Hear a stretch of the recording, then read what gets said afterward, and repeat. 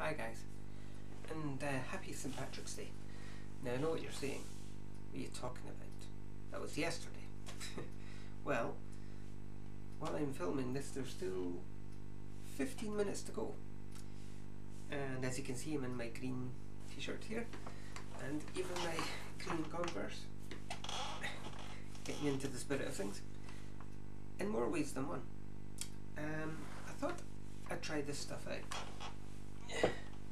No, I don't drink a heck of a lot, as most of you will probably know, but I had to try this Guinness Foreign Extra. This is powerful stuff. 7.5%. Wow. So I thought I'd give it a bash. Tell you what I think.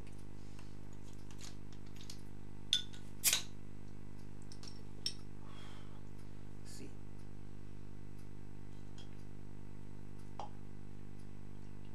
Okay, firstly, it's much the colour you would expect. Very dark. Now, let's see what it tastes like. Kind of toasty smell.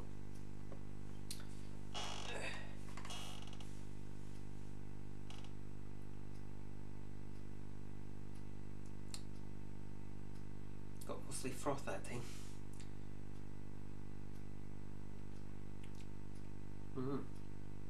Now, this doesn't taste like Guinness.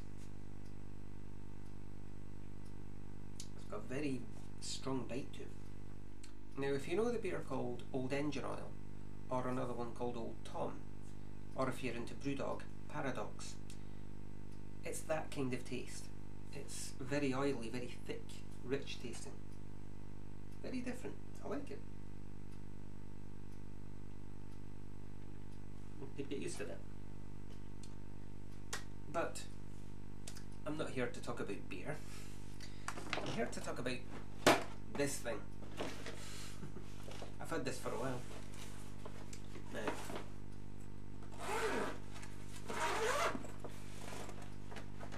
I got this a couple of years back now, and I still can't play it properly. But I'll learn. In fact, I'm open to hints and tips. It is, of course, a Bodhrán. I believe that's how it's pronounced. If you know differently, unless you're actually Irish, please don't post your own pronunciation, because I don't want World War III breaking out down there, you know. Now, firstly, I've learned how to tune this thing.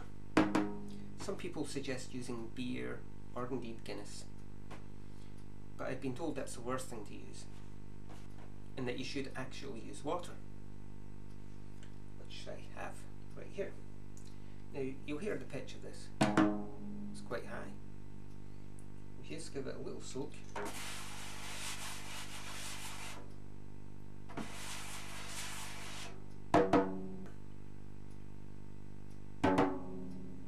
you can immediately hear a drop in pitch. A little bit more. Give it a soak, and it's getting lower all the time. And you want a nice deep sound.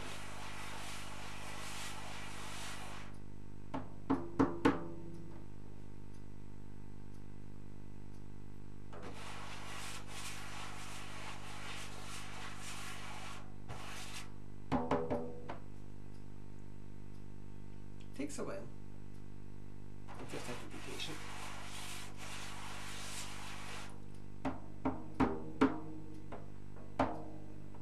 That's quite good. It's getting there.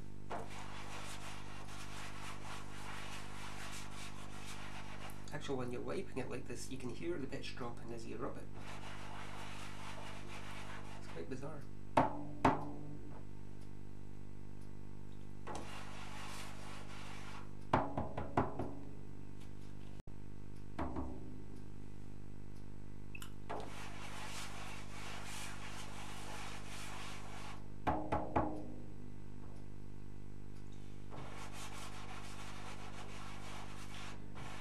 Now, I was learning how to play this properly because the Bodhrán has a bit of a bad reputation, sadly, which is completely undeserved. I think some people seem to see it as a lazy way out, but it isn't. It's a proper instrument when you learn how to play it properly. Now, I think I'm holding it correctly, like that. I've been advised to remove this bar, but this thing cost me over £30, nearly £40 in fact, and I don't like the idea of dismantling it, but I might see how it goes. And I had a CD, which seemed to skip a few lessons, and that was the problem. I was getting quite far on for a beginner, and I really am a complete beginner. I'm not very good at this yet. For example, firstly, it taught you how to hold this thing, which is called a bone, for obvious reasons, which I think I'm holding correctly. And the first thing it teaches you is the forward stroke, like that, and then the back stroke. And when you perfect that, and get a good rhythm going with it, if you can get good enough and fast enough, then the top part of the bone comes into play, and you can create a sort of triplet beat.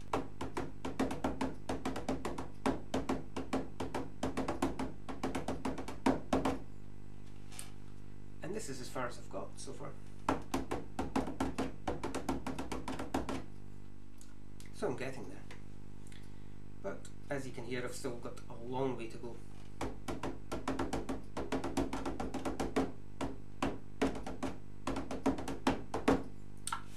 I have to do a little bit better than that, you know. But I really would like to learn this properly, so what I'm going to do is every so often I'm going to post up a video charting my progress with this thing. I just find it a fascinating instrument, and as you know, I love music, so you know. And it's a Celtic instrument,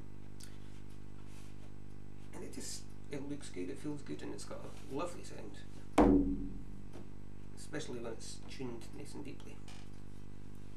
So that's my Bodhrán. Anyone that can send me any hints or tips on how to play this thing, I'd welcome that. So, thanks for watching. And before I go, it's now way past midnight, so certainly no longer St. Patrick's Day now, but I hope you had a good one.